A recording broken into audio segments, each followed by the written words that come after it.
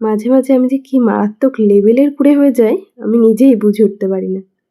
কোনো রকম বাটা কষার ঝামেলা ছাড়াই ডিম দিয়ে দারুণ টেস্টি এই রেসিপিটা তৈরি করার জন্য আলু কুচিয়ে নিয়েছিলাম।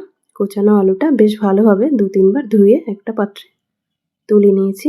2টো ডিম ফাটিয়ে নিয়েছি। পেঁয়াজ, রসুন, আদা আর কাঁচা লঙ্কা।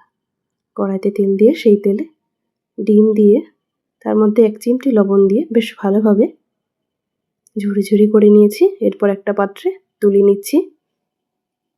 বেশ খানিকটা জিরে তেলে দিয়ে তার মধ্যে 1 চামচ আদা, 1 চামচ রসুন দিয়ে একটু লালচে হয়ে এলে এর মধ্যে দিয়ে দিচ্ছি কুচিয়ে রাখা কাঁচা লঙ্কা, দিয়ে দিচ্ছি কুচানো পেঁয়াজ।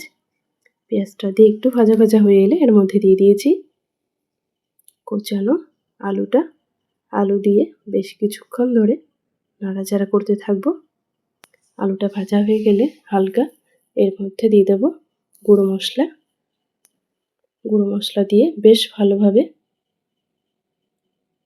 মিশিয়ে নেব আলুর সাথে। একটু ভাজা ভাজা হয়ে গেলে এর মধ্যে দিয়ে দিচ্ছি পরিমাণ মতো জল। জল দিয়ে ফুটে এলে এর মধ্যে দিয়ে দেবো ভেজে তুলে রাখা ডিমের কুচিগুলো। ডিম দিয়ে এভাবে হালকা নাড়াচাড়া করতে থাকবো। আলুটা গলিয়ে দেবো একটু। এর মধ্যে 1/2 চামচ গরম মশলা গুঁড়ো দিয়ে বেশ কিছুক্ষণ ধরে নাড়াচাড়া করে নামিয়ে নিলেই তৈরি হয়ে যাবে এই দারুণ টেস্টি রেসিপি করতে কিন্তু খুব ঝামেলা হয় না আর খুব কম সময়ে এই রেসিপিটা তৈরি করা যায়। খেতে কিন্তু দারুণ হয়। ভাত, রুটি, পরোটা সব কিছুর সাথেই এই রেসিপিটা দুর্দান্ত।